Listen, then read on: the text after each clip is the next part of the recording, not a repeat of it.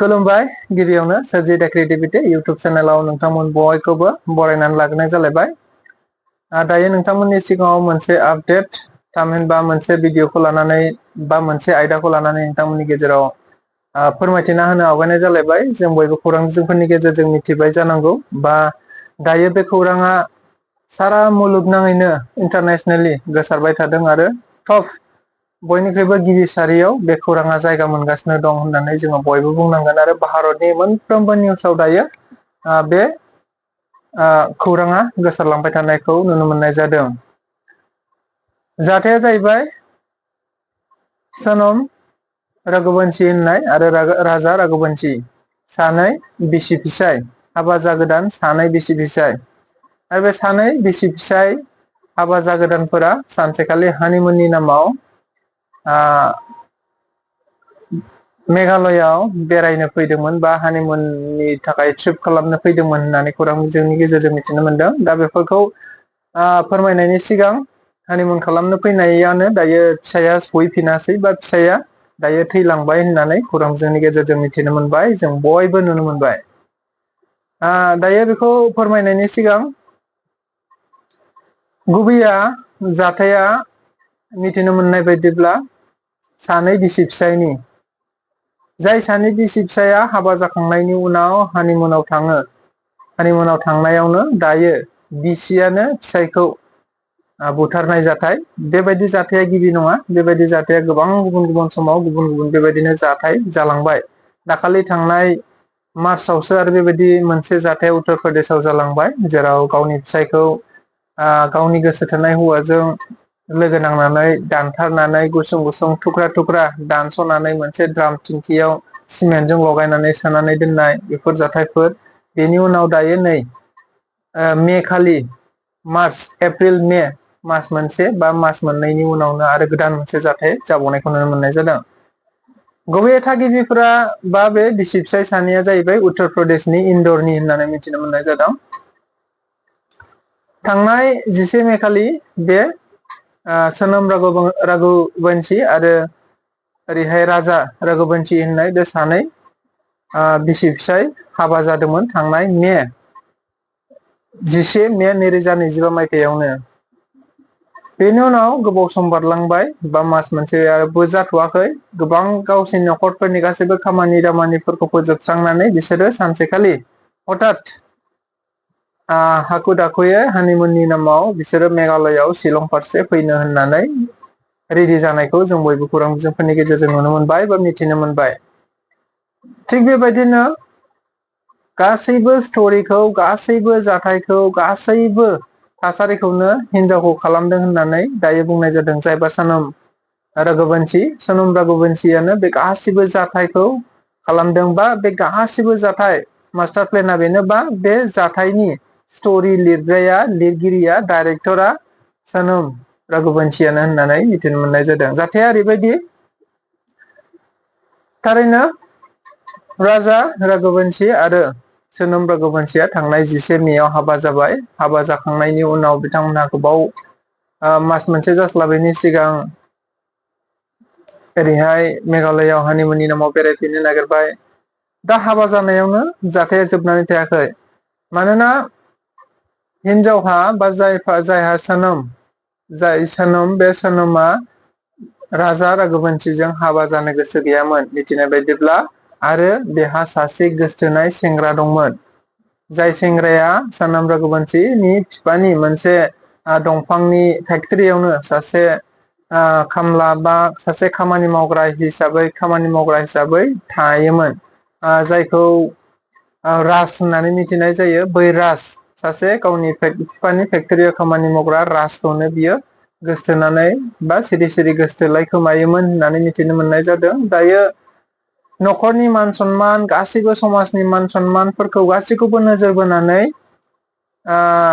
सोनम रघुवंशीया दायो गावखौ बै जायबा खामला मावग्रा, बिफानि दखानावनो खामानि मावग्रा, बिफानि फेक्टरियावनो खामानि मावग्रा, बेजों हाबाखौ हरखानाय नङा साननानै बियो थारैनो राजा रघुवंशीजोंनो बियो गिबियाव हाबाखौ जाग्रोनानै लानो साननानै निस्सय बियो हाबाखौ धाम धुमैनो 11 मे खालि जानानै थांबाय। जिसे मायखालि हाबाया जानानै थांबाय, मोजां गोगोमैनो हाबाखौबो खालामबाय। हाबाखौबो खालामखांनायनि उनावबो जायबा सनम रघुबंशीनि गोसोआ गोजोननाय गैयामोन आरो सनम रघुबंशीनि गोसोआ राजा जायजों हाबा जादों बेजों बिनि गोसोआ गैयामोन। थारैनो बिनि गोसोआ जाय गाव गोसथोनाय सेंग्रा राज होननाय बे राज मुंनि सेंग्राजोंसो थारैनो बिनि गोसोआ दंमोन। दा बेखौ नोजोर बोनानैनो बिथां सनम रघुबंशी आरो बै राज गावनि गोसथोनायजों मोनसे प्लेनिं खालामनाय जादोंमोन। बिसोरो मिथिनो मोननाय बायदिब्ला मध्य प्रदेश पुलिसा फोरमायथिनानै होनाय बायदिब्ला थारैनो बिसोरो 11 मेयाव हाबा जाबाय। 18 मेनिफ्रायनो बै गावनि सिगांनि गोसथोनायजों सनम नैबे रघुबंशीया मोनसे प्लेनिं खालामनायसै। थारैनो हथादै गावनि फिसायखौ जेरैखि जाया बुथारनांगौ आरो बे बुथारनांगौखौ नोजोर बोनानैनो बिसोर मोनसे प्लेनिं खालामबाय। हथादै जायबा हाबा जानाय जायबा फिसाय सनम रघुबंशीनि दायो हाबा जानाय फिसाय, बे हाबा जानाय फिसाया जेबो बाथ्रा मिथिया। हथात सनम रघुबंशीया खालामबाय शिलंनि बा मेघालयनि टिकेट बुकिं खालामनायसै हथातनो। माने जेब्ला थांगोन बेनि सानसे सिगांल' बियो गावनि फिसायनो खोन्थाबाय जे जोङो हानिमुननि नामाव मेघालयआव थांसिगोन। टिकेटखौबो गावनो सिरि सिरि खालामखोमाखाबाय। बेल' नङा, टिकेटखौ गावनि सानैनिल' खालामाखै। टिकेटखौ गावनि सानैनिल' खालामाखै बिसोरो, लोगोसे टिकेटखौ खालामनानै होदों 3 गुबुन गुबुन सेंग्राफोरनि थाखायबो टिकेटखौ बानायनानै लाखादों। आरो बे प्लेनिंआ बै सनमनि गोसथोनाया 3 सेंग्राफोरखौ सनम मोनजों हरफागोन। सनम मोनजों नङा, मोनसे गारियावनो नङा, मोनसे फ्लाइटआवनो नङा, मोनसे लामाजोंनो नङा, गुबुन गुबुन लामाजों बे थानाय जायगायावनो जेराव सनम रघुबंशी आरो बिनि फिसाय राजाया थागोन बेनि खाथि खाथिनो थाबाय थागोन। बेखौ नोजोर होबाय थागोन, जेरावखि थाङा जेरावखि फैया नोजोर होबाय थागोन। 3 सेंग्राफोरखौ थिनहरनाय जादों आरो बे 3 सेंग्राफ्रा सोर? 3 सेंग्राफोरखौ बेनि थाखायनो लांफादों दि थारैनो सनम रघुबंशीया जेरैखि जाया गावनि फिसायखौ मेघालयआवनो माबा मोनसे प्लेनिं खालामनानै बुथारगोन। नंगौ, बेबायदि जाथाया जाबोबाय। फैयै फैयै फैनानै बिसोरो 22 मे खालि ओरैहाय मेघालयआव सफैबाय। 22 मे खालि सफैनायनि उनाव बिसोरो फ्राय गुवाहाटियावबो फैबाय। गुवाहाटियाव फैनानै कामाख्या मन्दिरावबो बिसोरो खुलुमलायफैबाय, आर'ज गाबफैलायबाय, बोर गाबफैलायबाय। बेनि उनाव सानसेखालि बिसोरो 23 मे खालि बे बिसि फिसाय सानैया फुंनि 6 रिंगायावनो गावसोर जाय हटेलाव थादोंमोन बे हटेलखौ बिसोरो नागारनायसै। हटेलनिफ्राय नागारनानै बेरायनो होननानै दाबसे गोजौ हाजोआव गाखोलांबाय बिसोरो। हाजो गाखोलांबाय, गोबां गोजौ हाजो गाखोलांबाय। जेरैहाय मिथिनो मोननाय बायदिब्ला गासै 150 फिटसो गोजौ हाजोआव बिसोरो गाखोलांबाय।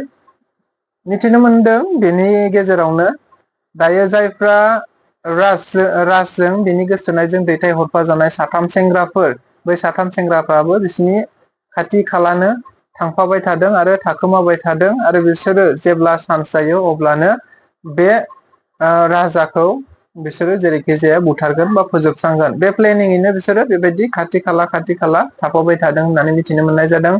आरो बे बाथ्राखौबो मिथिबावदों, जेब्लानो सनमा अर्डार होगोन, जेब्लानो सनमा बिथोन होगोन बिसोरखौ बुथारनो, अब्लानो गावनि फिसायखौ बैसोर बुथारगोन जायफ्रा थांफादोंमोन। आरो बे थांफानायफोरखौ बियो सनम रघुबंशीया थारैनो थाखा फैसा होनानै बिसोरखौ बुथारनो लांफानाय जादों।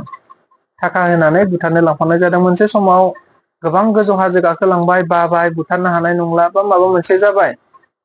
आरो बे बाथ्रायाबो रोखा, थारमाने सनम रघुबंशीया मोनसे नाम्बार बिसोरनो होनाय जादों, मोनसे मबाइल बै 3 सुबुंफोरनो 3 सेंग्राफोरनो गथायनानै होनाय जादों। बे मबाइलनि गेजेरजोंल' गाव सनमा आरो बैसोर 3आ कन्टेक्ट खालामनो हागोन, गुबुन रावबो मोनथिया बे मबाइल नाम्बारखौ बा बे मबाइल नाम्बारजों सोलायलाय बेखौ रावबो मिथिया।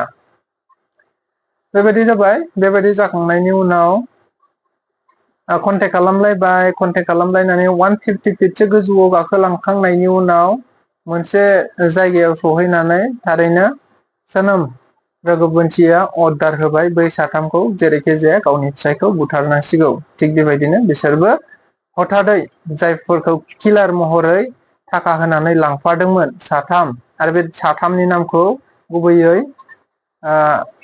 नोंथांमोननि सिगाङाव फोरमायथिनानै होबा मोजां जागोन। बे साथाम दायनिगिरिफोरखौ दायो सिनायथिनाय जाबाय आरो बिसोरखौ हमनायबो जाबाय होननानै मिथिनो मोननाय जाबाय।